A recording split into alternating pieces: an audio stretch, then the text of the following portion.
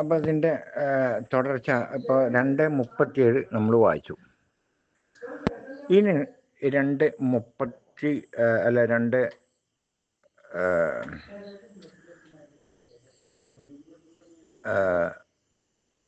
അപ്പം ഇത് 2:37 വായിച്ചിട്ട് ഇനി ഇവർ എന്താ ഈ അതിലുള്ള ഒരു ആബേൽ കായിന് ആബേൽ എന്നുള്ള ആ 2 കഥാപാത്രത്തെ പറ്റിയിട്ട് പിന്നുള്ളത് അത് വെച്ചുകൊണ്ടാണ് ഇവരിത് വായിക്കുന്നത്. ഈ മുസാഹിഫ് വായിക്കേണ്ടത് മുസാഹിഫിലുള്ള കാര്യമാണ്. പക്ഷേ അതിന് ഇവർ സുന്നി ഉസ്താദുമാരായിക്കോട്ടെ, സലഫി, ഇവരൊക്കെ ഈ ഉസ്താദുമാരിത് പഠിപ്പിച്ചു കൊടുക്കുന്നത് ഹദീസിലെ കാര്യം അത് ബൈബിളിൽ നിന്ന് വാസ്തവത്തിൽ കോപ്പി ചെയ്ത് അതിലാണ്. ഹദീസുകളിൽ 6000 ചില ഹദീസ്, ഇജ്മാ എന്നൊക്കെ പറഞ്ഞിട്ടുള്ള കുറേ വൃത്തികേടുകളുണ്ട്. അതിലാണ് ഈ ഇത് വന്നിട്ടുള്ളത്. അല്ലാണ്ട് മുസാഹിഫിൽ ഇതൊന്നും തിരികെ ചേർത്തിട്ടില്ല, ഈ വൃത്തികേടുകളൊന്നും. ഇനി 5-ാമത്തെ അധ്യായം സൂറത്ത് ഏതാ 5-ാമത്തെ അധ്യായത്തിൻ്റെ പേര് സൂറത്ത് മായിദ. അതിലുള്ള 27-ാമത്തെ വചനം മുതലാണ് ഇനി നമ്മൾ വിവരിക്കാൻ പോകുന്നത്. നീ അവർക്ക് ആദമിൻ്റെ 2 പുത്രന്മാരുടെ വൃത്താന്തം സത്യപ്രകാരം പറഞ്ഞു കേൾപ്പിക്കുക. അവർ ഇരുവരും ഓരോ ബലി അർപ്പിച്ച സന്ദർഭം ഒരാളിൽ നിന്ന് ബലി സ്വീകരിക്കപ്പെട്ടു, മറ്റവനിൽ നിന്ന് സ്വീകരിക്കപ്പെട്ടില്ല. മറ്റവൻ പറഞ്ഞു, ഞാൻ നിന്നെ കൊലപ്പെടുത്തുക തന്നെ ചെയ്യും. അവൻ പറഞ്ഞു, ധർമ്മനിഷ്ഠയുള്ളവരിൽ നിന്ന് മാത്രമേ ദൈവം സ്വീകരിക്കുകയുള്ളൂ. ഇവിടെ വാസ്തവത്തിൽ ദൈവത്തിന് എഴുതിയിട്ടുണ്ട്, ഇന്നമ യതഖബ്ബലല്ലാഹ മിനൽ മുത്തഖീൻ എന്ന്. തഖ്വ എന്ന് വെച്ചാൽ നിഷ്കളങ്കരിൽ നിന്ന് എന്നുള്ളതാണ് ശരിക്കർത്ഥം. അപ്പം വാസ്തവത്തിൽ നിഷ്കളങ്കരിൽ നിന്ന് മാത്രമേ ദൈവം സ്വീകരിക്കുകയുള്ളൂ. ഈ ബലി എന്നത് ആത്മബലിയാണ്. ഒരുത്തൻ കൊല്ലാൻ വന്നു കഴിഞ്ഞാലും ആത്മബലി എന്നൊരു സംഗതി ഉണ്ട്, അതാണ് ദൈവം സ്വീകരിക്കുക. അല്ലാതെ രക്തം ചീന്തുക എന്നത് വാസ്തവത്തിൽ അന്യായമായിക്കൊണ്ട് സഹോദരനെ കൊല്ലുക എന്നത് അത് ദൈവത്തിന് നിരക്കുന്നതല്ല. അതുകൊണ്ട് ആ ബലി ദൈവം സ്വീകരിക്കില്ല, മറിച്ച് ആത്മബലിയാണ് സ്വീകരിക്കുക എന്ന അർത്ഥത്തിലാണ് 5:27 ഉള്ളത്.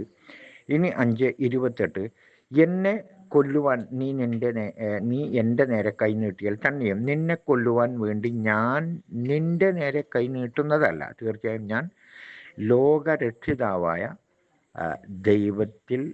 ദൈവത്തെ ഭയപ്പെടുന്നു എന്ന അർത്ഥത്തിൽ ഇവിടെ ദൈവം എന്നുണ്ട്. കാരണം അഹാഫുല്ലാഹ റബ്ബുൽ ആലമീൻ, ലോകരക്ഷിതാവെന്നല്ല കേട്ടോ. ആലമീൻ എന്ന് വെച്ചാൽ എന്താ? റബ്ബുൽ ആലമീൻ എന്ന് വെച്ചാൽ അറിവുള്ളവരുടെ രക്ഷകനായ ദൈവത്തെ ഞാൻ ഭയപ്പെടുന്നു. ഇതാണ് വാസ്തവത്തിൽ അവിടെ. അപ്പോൾ എന്നെ കൊല്ലുവാൻ വേണ്ടി നീ എൻ്റെ നേരെ കൈ നീട്ടിയാൽ തന്നെയും നിന്നെ കൊല്ലുവാൻ വേണ്ടി ഞാൻ നിൻ്റെ നേരെ കൈ നീട്ടുന്നതല്ല. തീർച്ചയായും ഞാൻ അറിവുള്ളവരുടെ രക്ഷകനായ ദൈവത്തെ ഭയപ്പെടുന്നു. ഇതാണ് അതിലുള്ള സന്ദേശം.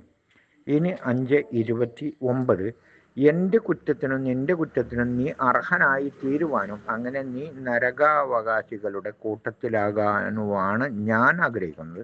അതാണ് അക്രമകാരികൾക്കുള്ള പ്രതിഫലം. അപ്പം അതൊരു ശിക്ഷ എന്നത് അക്രമകാരികൾക്കുള്ള പ്രതിഫലമാണ്, അല്ലാതെ അത് ഒരു അനീതി അല്ല. ഇനി 5:30, എന്നിട്ട് തൻ്റെ സഹോദരനെ കൊല്ലുവാൻ അവൻ്റെ മനസ്സ് അവന് പ്രേരണ നൽകി. അതായത് ദുർബോധനം, പൈശാചിക ചിന്തക്ക് അവൻ കീഴ്പ്പെട്ടു. ഇതാണ് അവിടെ അർത്ഥമാക്കുന്നത്. എന്നിട്ട് തൻ്റെ സഹോദരനെ കൊല്ലുവാൻ അവൻ്റെ മനസ്സ് അവന് പ്രേരണ നൽകി, അങ്ങനെ അവനെ കൊലപ്പെടുത്തി. അതിനാൽ അവൻ നഷ്ടക്കാരിൽപ്പെട്ടവനായി തീർന്നു. അപ്പോൾ കൊലയാളിയാണ് നഷ്ടക്കാരിൽപ്പെട്ടവനായി തീരുക, അല്ലാതെ രക്തസാക്ഷി വാസ്തവത്തിൽ നഷ്ടക്കാരനല്ല. അത് അവൻ്റെ കുറ്റം കൊണ്ടല്ല അവൻ കൊല ചെയ്യപ്പെട്ടത്, മറിച്ച് പൈശാചിക ചിന്തയ്ക്ക് കീഴ്പ്പെട്ട സഹോദരൻ മറ്റവനെ കൊല്ലുകയാണ് ചെയ്തത്. ഇതാണ് അവിടെ അർത്ഥമാക്കുന്നത്. ഇനി 5:31, അപ്പോൾ തൻ്റെ സഹോദരൻ്റെ മൃതദേഹം മറവ് ചെയ്യേണ്ടത് എങ്ങനെയെന്ന് അവന് കാണിച്ചു കൊടുക്കുവാനായി നിലത്ത് മാന്തി കുഴിയുണ്ടാക്കുന്ന ഒരു കാക്കയെ ദൈവം അയച്ചു. അവൻ പറഞ്ഞു, എന്തൊരു കഷ്ടം, എൻ്റെ സഹോദരൻ്റെ മൃതദേഹം മറവു ചെയ്യുന്ന കാര്യത്തിൽ ഈ കാക്കയെപ്പോലെ ആകാൻ പോലും എനിക്ക് കഴിയാതെ പോയല്ലോ. അങ്ങനെ അവൻ ഖേദക്കാരുടെ കൂട്ടത്തിലായിത്തീർന്നു. അപ്പോൾ മനുഷ്യൻ കാക്കയേക്കാൾ തരം താഴ്ന്നു എന്നതാണ് ഇവിടെ ആ ആശയം വ്യക്തമാക്കുന്നത്. തന്നിമിത്തം 5:32 പറയുന്ന ഒരു കാര്യമുണ്ട്. അക്കാരണത്താൽ ഇസ്രായേൽ സന്തതികൾക്ക് നാം ഇപ്രകാരം വിധി നൽകുകയുണ്ടായി, മറ്റൊരാളെ കൊന്നതിന് പകരമായോ ഭൂമിയിൽ കുഴപ്പമുണ്ടാക്കിയതിൻ്റെ പേരിൽ അല്ലാതെ വല്ലവനും ഒരാളെ കൊലപ്പെടുത്തിയാൽ അത് മനുഷ്യരെ മുഴുവൻ കൊലപ്പെടുത്തിയതിന് തുല്യമാകുന്നു. ഒരാളുടെ ജീവൻ വല്ലവനും രക്ഷിച്ചാൽ അത് മനുഷ്യരുടെ മുഴുവൻ ജീവൻ രക്ഷിച്ചതിന് തുല്യമാകുന്നു. നമ്മുടെ ദൂതന്മാർ വ്യക്തമായ തെളിവുകളുമായി അവരുടെ അടുത്ത് ചെന്നിട്ടുണ്ട്. എന്നിട്ട് അതിനുശേഷം അവരിൽ ധാരാളം പേർ ഭൂമിയിൽ അതിക്രമം പ്രവർത്തിച്ചു കൊണ്ടിരിക്കുകയാണ്. അതിപ്പോൾ നമ്മൾക്ക് ഈ ആധുനിക യുഗത്തിലും അത് തന്നെ. മനുഷ്യർ വാസ്തവത്തിൽ കൊല്ലുന്നത് മനുഷ്യരെയാണ്. അപ്പോൾ മനുഷ്യരിലെ നരവേട്ടക്കാർ വാസ്തവത്തിൽ ആരെയാണ്? അവരുടെ സഹോദരങ്ങളെ തന്നെ കൊന്ന് തള്ളുന്നു. ആർക്ക് വേണ്ടി? നരബലി നടത്തുന്നു. ആർക്ക് വേണ്ടി? അത് യാഹുവ സാത്താന് വേണ്ടിയാണ് ഈ നരബലി നടത്തുന്നത്. പക്ഷേ ഇതിന് വാസ്തവത്തിൽ ഈ നാസ്തികർ, ദൈവത്തെപ്പറ്റി ബോധമില്ലാത്ത വർഗങ്ങൾ, മനുഷ്യരാണല്ലോ ഏറ്റവും മോശമായത് ഇവിടെ. എന്നിട്ട് ഇവർ പറയുന്നു മതം ഒഴിവാക്കും മനുഷ്യരാവും. എങ്കിൽ മനുഷ്യൻ എന്ന് പറയുന്നത് ലജ്ജിക്കുന്നവരാണ് മുസ്ലിങ്ങൾ. മുസ്ലിങ്ങൾ വാസ്തവത്തിൽ ഈ മനുഷ്യരിലെ ഏറ്റവും മോശപ്പെട്ടത്, ഈ ലോകത്തെ ജീവികളിൽ ഏറ്റവും മോശപ്പെട്ട ഒരു മനുഷ്യരാണ്. എന്നാൽ അതേ സ്ഥാനത്ത് ഈ ലോകത്തെ ഏറ്റവും ഉന്നതരും മനുഷ്യരാണ്. ഇങ്ങനെ രണ്ട് വ്യക്തിത്വമുണ്ട് മനുഷ്യർക്ക്. അതാണ് ഇവിടെ കാണാം. ഇപ്പം ഈ വാസ്തവത്തിൽ ഈ എന്താ പാലസ്തീനിൽ മനുഷ്യരനല്ലേ കൊല്ലുന്നത്? ആര്? ജൂതന്മാർ കൊല്ലുന്നു. അപ്പം ഇത് ജൂതന്മാർക്ക് മാത്രമുള്ള ഒരു ഇതാണ്. അങ്ങനെയാണ് അവർ നാസ്തികർ ഇതിനെ വിലയിരുത്തുന്നത്. അപ്പം അക്കാരണത്താൽ ഇസ്രായേൽ സന്തതികൾക്ക് എന്ന് പറഞ്ഞില്ലേ, അപ്പം ഇത് ജൂതന്മാർക്ക് ബാധകമാണ്, മറ്റുള്ളവർക്ക് അല്ലാന്ന്. ഇസ്രായേൽ സന്തതി എന്ന് പറഞ്ഞാൽ ജൂതന്മാർ എന്നല്ല കേട്ടോ. ഇസ്രായേൽ എന്നത് ഉയർന്നത് എന്ന അർത്ഥത്തിലാണ്. ഇസ്രായേൽ സന്തതി, ഉയർന്ന നിലവാരമുള്ളവരുടെ സന്തതികൾക്ക് നാം ഇപ്രകാരം വിധി നൽകുകയുണ്ടായി.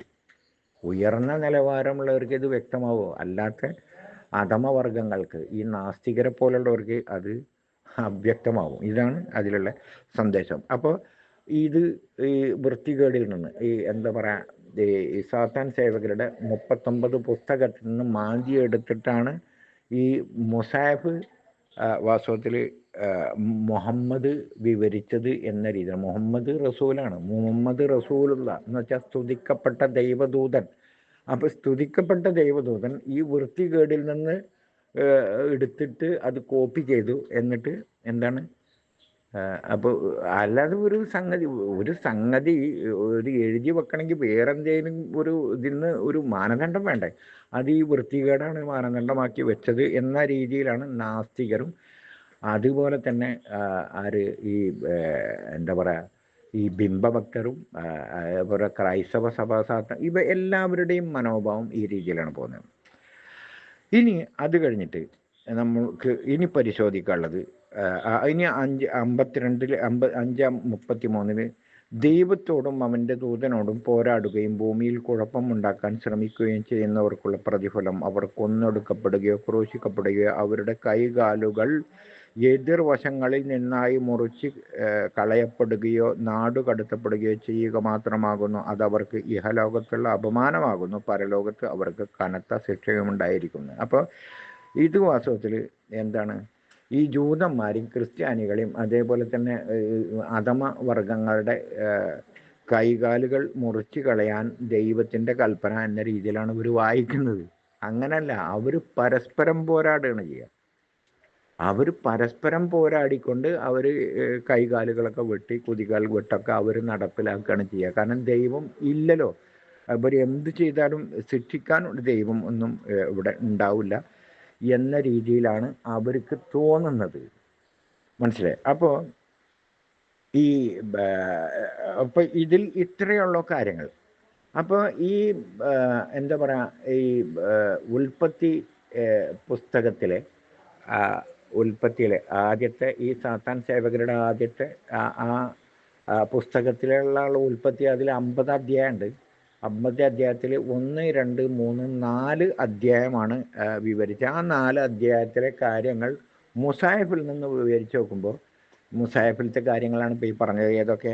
5-ാം അധ്യായത്തിലും അതേപോലെ തന്നെ എന്താ പറയുക 2-ാം അധ്യായത്തിൽ 5-ാം അധ്യായത്തിൽ. ഇനി ഈ ലോകത്തിൻ്റെ സൃഷ്ടിപ്പിനെ പറ്റി പറയുന്ന കാര്യം വാസ്തവത്തിൽ സൂറത്ത് യാസീൻ എന്നൊരു യാസീൻ, ആ യാസീൻ സൂറത്തിലത്തെ കുറച്ച് കാര്യങ്ങളും കൂടി പറഞ്ഞാൽ അത് വ്യക്തമാവും. അത് സൂറത്ത് യാസീനിലെ അതായത് 36-ാമത്തെ അധ്യായത്തിലെ 36-ാമത്തെ അധ്യായത്തിൽ പിന്നെ വെളിച്ചത്തിനെ പറ്റി വിവരിക്കാണ്ട്. ആ വെളിച്ചത്തിനെ പറ്റിയുള്ള കാര്യം വിവരിച്ചതിന് ശേഷം ഇതിൽ കിടക്കാം, 36-ാമത്തെ അധ്യായത്തിൽ കിടക്കാം. ഈ വെളിച്ചത്തെ പറ്റി വിവരിക്കുന്നത് വാസ്തവത്തിൽ എന്താ പറയുക 24-ാമത്തെ ഒരു അധ്യായമുണ്ട്. ആ അധ്യായത്തിൻ്റെ പേര് തന്നെ സൂറത്തുൻ നൂർ എന്ന, വെളിച്ചം എന്ന ഇത് വരുന്ന ഇത്. അപ്പോൾ ദൈവം അതിൽ എന്താ പറയുക 24-ാമത്തെ അധ്യായം സൂറത്തുൻ നൂർ, അതിലെ 35-ാമത്തെ ആ വചനത്തെ ആസ്പദമാക്കിക്കൊണ്ടാണ് ആ സൂറത്തിന്, ആ അധ്യായത്തിന് വെളിച്ചം എന്ന് അഥവാ നൂർ എന്ന് പേര് നൽകിയത്. അതിങ്ങനെയാണ്: ദൈവം ആകാശങ്ങളുടെയും ഭൂമിയുടെയും പ്രകാശമാകുന്നു. അതായത് തുടക്കം കുറിക്കുന്ന തന്നെ അള്ളാഹു നൂറു സമാവാത്തി വല്ലർ എന്ന് വെച്ചാൽ ദൈവം ആകാശഭൂമികളുടെ പ്രകാശമാകുന്നു. അപ്പോൾ ഇവിടെ സ്ഥായിയായി നിൽക്കുന്ന പ്രകാശ, അല്ലാണ്ട് ഇരുട്ടേ അല്ല. പക്ഷെ ശാസ്ത്രം പറയുന്നത് ഈ നക്ഷത്രം സൂര്യനും ഇല്ല എങ്കിൽ ഇവിടെ അന്ധതയാണ്, അതായത് ഇരുട്ടാണ് എന്നാണ് പറയുന്നത്. അത് അവരുടെ തോന്നലാണ്. വാസ്തവത്തിൽ വെളിച്ചമാണ് ഇവിടെ ഉണ്ടായിരുന്നത്, സ്ഥായിയായി നിൽക്കുന്ന വെളിച്ചം. സൂര്യന് ഉദിച്ചില്ല എങ്കിൽ വെളിച്ചം കാണുന്നില്ല എന്ന് പറഞ്ഞിട്ടുള്ളൂ. പക്ഷെ വെളിച്ചം നമ്മളെ കണ്ണിൽ പെടാത്തതാണ്. വെളിച്ചം ഒരു ഇപ്പോൾ സൂര്യൻ്റെ വെളിച്ചം അത് ആ പ്രകാശം ചന്ദ്രനിൽ പതിക്കുമ്പോൾ ആ വെളിച്ചം നമുക്ക് കാണുന്നു എന്നുള്ളതാണ്. അല്ലാണ്ട് ചന്ദ്രൻ പ്രകാശിക്കുന്നില്ല. സൂര്യൻ്റെ പ്രകാശം ചന്ദ്രനിൽ തട്ടി അതിൻ്റെ പ്രതിബിംബത്തിന് നൂറ് എന്ന് പറയാം. സൂര്യനിൽ നിന്ന് വരുന്നത് സിറാജ് എന്നാണ് പറയാം. അപ്പോൾ ഇതൊരു ഉപമയിലൂടെ അവതരിപ്പിച്ചാണ് ദൈവം ആകാശഭൂമികളുടെയും പ്രകാശമാകുന്ന അവൻ്റെ പ്രകാശത്തിൻ്റെ ഉപമയാണ്. ഇതൊരു ഉപമയാണ്. ഉപമ ചെയ്ത ഒരു മാടം, അതിൽ ഒരു വിളക്ക് ഒരു സ്ഫടികത്തിനകത്ത് സ്ഫടികം ഒരു ജ്വലിക്കുന്ന നക്ഷത്രം പോലെ ഇരിക്കുന്നു. അനുഗ്രഹീതമായ ഒരു വൃക്ഷത്തിൽ നിന്നാണ് അതിന് ഇന്ധനം നൽകപ്പെടുന്നത്. അതായത് കിഴക്ക് ഭാഗത്തുള്ളതോ പടിഞ്ഞാറ് ഭാഗത്തുള്ളതോ അല്ലാത്ത ഒലീവ് വൃക്ഷത്തിൽ നിന്ന് അതിൻ്റെ എണ്ണ തീ തട്ടിയില്ലെങ്കിൽ പോലും പ്രകാശിക്കുമാറാകുന്നു. പ്രകാശത്തിന് മേൽ പ്രകാശം. ദൈവം തൻ്റെ പ്രകാശത്തിലേക്ക് താൻ ഉദ്ദേശിക്കുന്നവരെ നയിക്കുന്നു.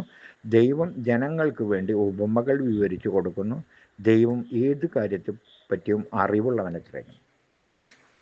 വാസ്തവത്തിൽ ഇത് ആത്മീയ അന്ധതയിൽ അകപ്പെട്ട നാസ്തികരെ പോലുള്ള, അതായത് ഈ ക്രൈസ്തവ സഭ ഇങ്ങനെയുള്ള ഈ സഭകളുണ്ടല്ലോ, ഈ അക്രമങ്ങൾ നടപ്പിലാക്കി അതിന് പാപം പൊറുക്കാൻ ഒരു പൂജ നടത്തുക, പാപം പൊറുക്കാനുള്ള പൂജ. ഇതേപോലെ പാപിയായി നിലനിൽക്കുന്ന വർഗങ്ങളുണ്ട് മനുഷ്യരിൽ. അപ്പോൾ അവർക്ക് വാസ്തവത്തിൽ വെളിച്ചം, ആത്മാവിൽ വെളിച്ചം ലഭിക്കുന്നില്ല. അപ്പോൾ ഈ പറഞ്ഞിട്ടുള്ളത് ഒരു ഉപമയാണ്. എന്ന് വെച്ചാൽ ആത്മീയ വെളിച്ചം ലഭിക്കുന്ന വിഷയത്തെ പറ്റിയാണ് ഇവിടെ പറഞ്ഞത് 35. ഇനി MM അക്ബറിനായിട്ട് ഒരു ചർച്ച നടത്തി ഈ ഷെയ്ത്താൻ മാഷ്. അവിടെ ഈ ഖുറാനിൽ ഒരു ശാസ്ത്രത്തെ പറ്റി എന്തെങ്കിലും ഒരു ഇത് തെളിയിക്കുകയാണെങ്കിൽ ഞാൻ ഷഹാദത്ത് കലിമ ചൊല്ലിയിട്ട് MM അക്ബറിൻ്റെ കൂടെ കൂടിക്കൊള്ളാം എന്ന് പറഞ്ഞിട്ടുള്ള ഒരു ഇതിൽ ചർച്ച നടത്തിയിട്ട് MM അക്ബർ ജയിച്ച് അള്ള തോറ്റ് എന്നും പറഞ്ഞിട്ട് ഈ ഷെയ്ത്താൻ മാഷ് ഒരു പ്രസ്താവന നടത്തി. എന്താ പറയുക, ആ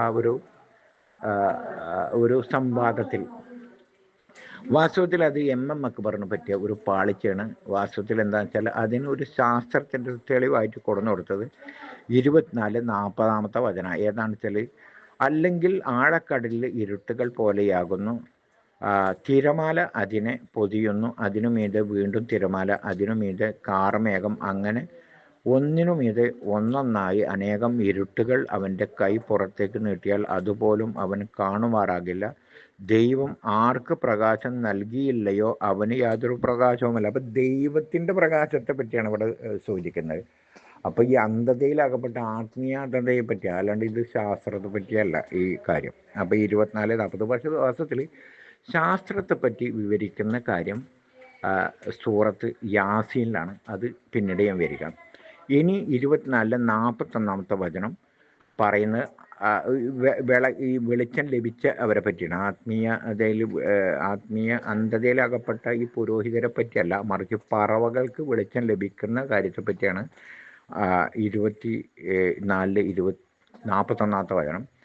അതിങ്ങനെയാണ്: അലം തറ അന്നല്ലാഹ യുസബ്ബിഹു ലഹു മൻ ഫിസ് സമാവാതി വല്ലർളി വത്തീറു സാഫാത്തി കുല്ലും ഖദ് അലിമ സലാത്തുഹു വതസ്ബീഹു അല്ലാഹു അലീമൻ ബിമാ തഫലു. അപ്പോൾ സലാത്തുഹു എന്ന് വെച്ചാൽ നമസ്കാരം എന്നാണ് എല്ലായിടത്തും അർത്ഥം വെച്ചിട്ടുള്ളത്, അവരുടെ നമസ്കാരം സലാത്തുഹു. പക്ഷെ ഇവിടെ പറവകൾക്ക് വാസ്തവത്തിൽ നമസ്കാരം ഇല്ലല്ലോ, അതുകൊണ്ട് അവർ അർത്ഥം മാറ്റി എഴുതി. വാസ്തവത്തിൽ അവിടെ എഴുതിയുള്ള മലയാളം: ആകാശങ്ങളിലും ഭൂമിയിലുള്ളവരും ചിറക് നിവർത്തി പിടിച്ചുകൊണ്ട് പറക്കുന്ന പക്ഷികളും ദൈവത്തിൻ്റെ മഹാത്മ്യം പ്രകീർത്തിച്ചു കൊണ്ടിരിക്കുന്നു എന്ന് നീ കണ്ടില്ലേ? കാണാൻ പറ്റുന്ന ഓരോരുത്തർക്കും തൻ്റെ പ്രാർത്ഥനയും കീർത്തനവും എങ്ങനെയെന്ന് അറിവുണ്ട്. അവർ പ്രവർത്തിക്കുന്നതിനെ പറ്റി ദൈവം അറിയുന്നവനത്രേ എന്നാണ് അതിൻ്റെ അർത്ഥം മലയാളം. വാസ്തവത്തിൽ എന്താണ് പറയുക, ഈ പ്രാർത്ഥന എന്നല്ല സലാത്ത് എന്ന വാക്കിൻ്റെ അർത്ഥം. തസ്ബീഹ് എന്നത് കീർത്തനമൊന്നുമല്ല. വാസ്തവത്തിൽ അതിൻ്റെ അർത്ഥം ആകാശങ്ങളിലും ഭൂമിയിലുള്ളവരും ചിറക് വളർത്തി പിടിച്ചുകൊണ്ട് പറക്കുന്ന പക്ഷികളും ദൈവത്തിൻ്റെ മഹാത്മ പ്രകീർത്തിച്ചു കൊണ്ടിരിക്കുന്നു എന്ന് നീ കണ്ടില്ലേ? അത് ശരിയാണ്. ഓരോരുത്തർക്കും തൻ്റെ പിന്തുണയും തൻ്റെ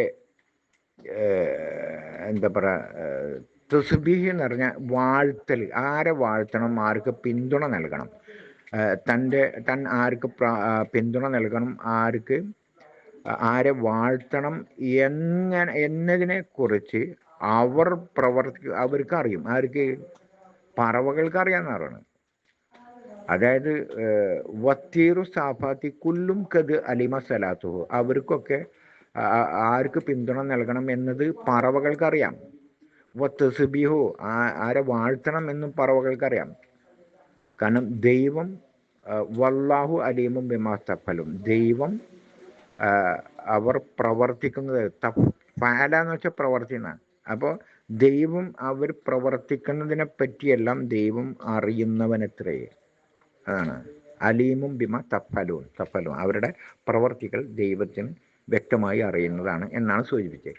ഇനി ഈ ലോകം സൃഷ്ടിച്ച കാര്യത്തെ പറ്റിയിട്ടാണ് പിന്നുള്ളത്. അത് യാസീനിലുള്ള വചനമാണ്.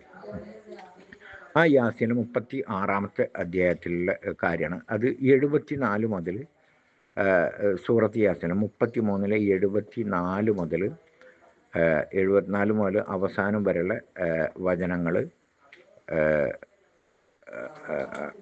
അത് 83 വരെ 70 എന്താ പറയുക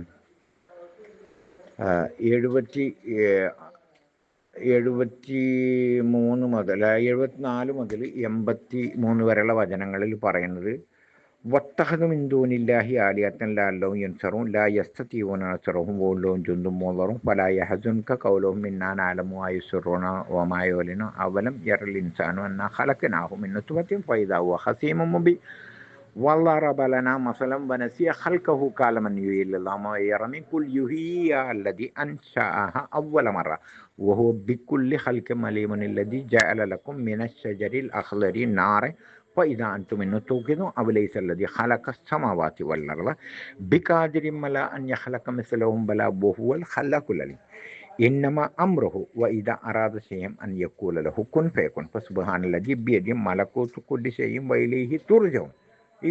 ഇത്രയും കാര്യമാണ് പറയുന്നത്. 74 മുതൽ 36 74 മുതൽ അതിലത്തെ സന്ദേശം: തങ്ങൾക്ക് സഹായം ലഭിക്കുവാൻ വേണ്ടി ദൈവത്തിന് പുറമെ പല ദൈവങ്ങളെയും അവർ സ്വീകരിച്ചിരിക്കുന്നു. അവരുടെ താല്പര്യമനുസരിച്ചുള്ള ദൈവത്തെ അവർ എന്ത് സ്വീകരിക്കണം? അവർ തന്നെ സൃഷ്ടിച്ച ദൈവത്തെ. അതാണ് വത്തഹദു മിൻദൂനില്ല, ബിന്ദൂനില്ല എന്ന് വെച്ചാൽ ദൈവത്തിന് പുറമെ ആലിഹത്ത്. ആലിഹത്ത് എന്ന് പറഞ്ഞാൽ അവരുടെ ഒരു സാങ്കല്പിക ദൈവത്തെ ല അല്ലഹും യുൻസറുൻ എന്ന അവർ സ്വീകരിച്ചിരിക്കുന്നു. അവർ സഹായം ലഭിക്കുന്നില്ല, അവരെ നിന്നും സഹായം ലഭിക്കുന്നില്ല. അവർ സ്വീകരിച്ച ദൈവങ്ങളിൽ നിന്ന് സഹായം ലഭിക്കുന്നില്ല. അതായത് യേശു ക്രിസ്തുവിൽ നിന്ന് സഹായം ക്രിസ്ത്യാനികൾക്ക് ലഭിക്കണ്ട. യേശു ക്രിസ്തുവിൻ്റെ പിതാവായ യഹോവയുടെ സഹായം ജൂതന്മാർക്ക് ലഭിക്കണ്ടോ? ഇല്ല. അപ്പോൾ ഇനി അവർ ചെയ്യുന്ന അക്രമങ്ങൾ പൊറുക്കാൻ, പാപം പൊറുക്കാൻ ഒരു സാത്താനെ അവർ സൃഷ്ടിക്കുകയാണ് ചെയ്തത് വാസ്തവത്തിൽ. അതാണ് തങ്ങൾക്ക് സഹായം ലഭിക്കുവാൻ വേണ്ടി ദൈവത്തിന് പുറമെ പല ദൈവങ്ങളെയും അവർ സ്വീകരിച്ചിരിക്കുന്നു. അവരെ സഹായിക്കാൻ അവർക്ക് സാധിക്കുകയില്ല.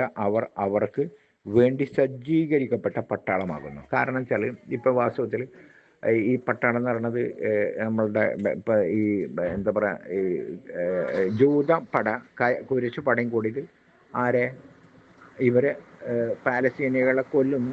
ഇനി ആ ശിക്ഷ അവർക്ക് ലഭിക്കരുത്. അതിന് അവർ സാത്താൻ സേവ ചെയ്യാണ് അവർ ചെയ്തുകൊണ്ടിരിക്കുന്നത്. കാരണം ഈ കുറ്റങ്ങളും ഇതൊക്കെ കൊലയും ഒക്കെ നടത്തും. പക്ഷെ അവർ ശിക്ഷ അവർ കിട്ടരുത്. അതിന് പാപം പൊറുക്കാൻ, അതിന് യേശുവെ ക്രൂശിച്ച് കൊന്ന് ഇവർ ചെയ്ത പാവങ്ങളൊക്കെ ഏറ്റെടുക്കാൻ വേണ്ടിയിട്ടാണ് ദൈവം വാസ്തവത്തിൽ ദൈവം സ്വർഗസ്ഥനായ യാഹുവ സാത്താൻ പുത്രനായി ജനിച്ചു ക്രൂശിക്കപ്പെട്ട് ആ പാപം ഏറ്റെടുക്കാൻ എന്ന രീതിയിലാണ് അവർ അതിനെ വ്യാഖ്യാനിക്കുന്നത്.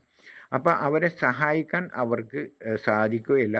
അവർക്ക് വേണ്ടി സജ്ജീകരിക്കപ്പെട്ട പട്ടാളം എന്നാണ് അത് വാസ്തവത്തിൽ ഇപ്പോൾ നടന്നുകൊണ്ടിരിക്കുന്ന അതാണ്.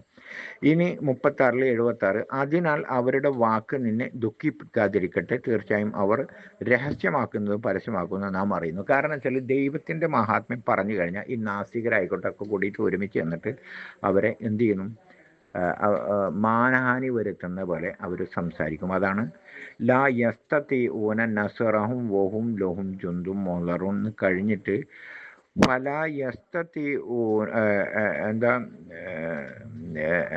എന്താണ് ലായസ്തത്തി ഊനസറും വോഹും ലോഹും ജുന്തും മോലറും ഫല യഹസുൻക കൗലഹും, അവർ പറയുന്ന വാക്കുകൾ വല യഹസുൻക കൗലഹും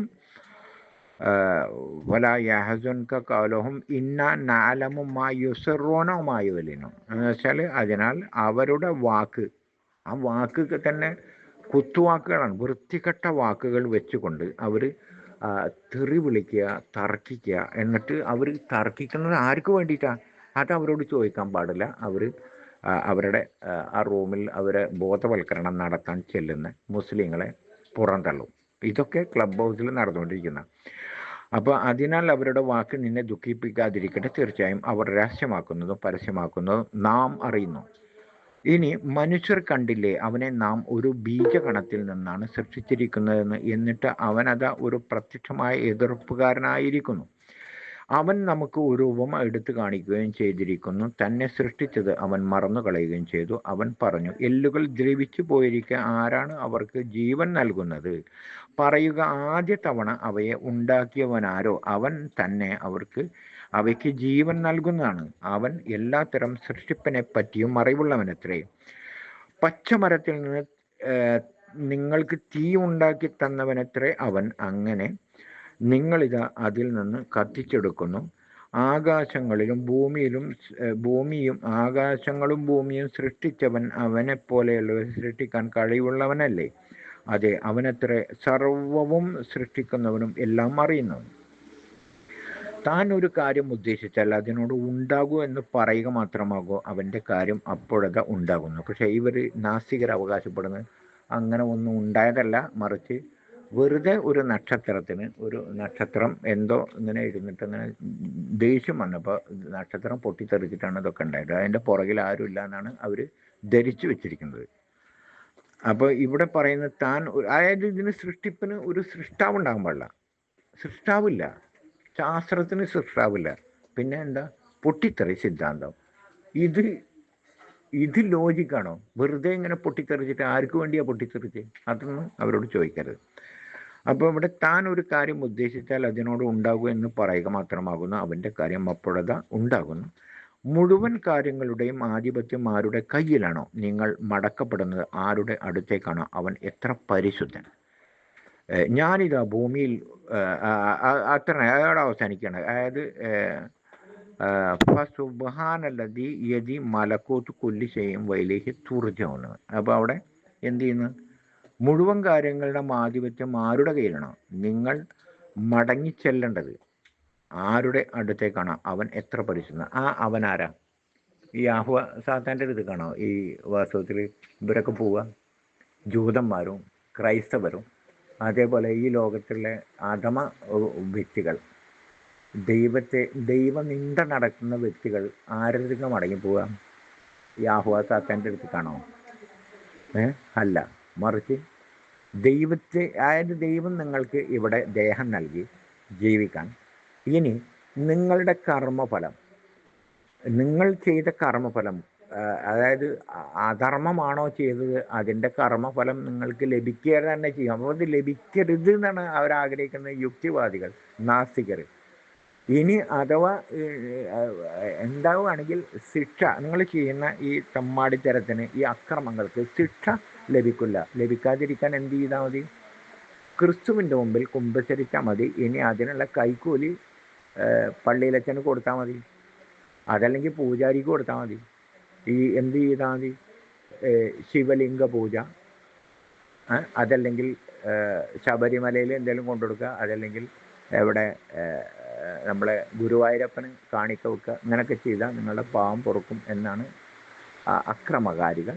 അതിപ്പോൾ എന്തെന്നാ പറയുക, ഇപ്പം ഈ ബാബരി മസ്ജിദ് തകർത്തിട്ട് അവിടെ രാമക്ഷേത്രം ഉണ്ടാക്കിയ തീർന്നില്ലേ? എന്നിട്ട് ആ ബാബരി മസ്ജിദ് തകർത്തത് ആ ആൾക്കാരെ തീയിട്ട് കൊന്ന്, അത് തകർക്കാൻ പോയ ആ കർഷകരെ തന്നെ അവർ തീയിട്ട് വന്നു. എന്നിട്ട് അത് മുസ്ലിങ്ങളെ തലയിട്ട് ആ മുസ്ലിങ്ങളെ വാസ്തവത്തിൽ എന്ത് ചെയ്തു?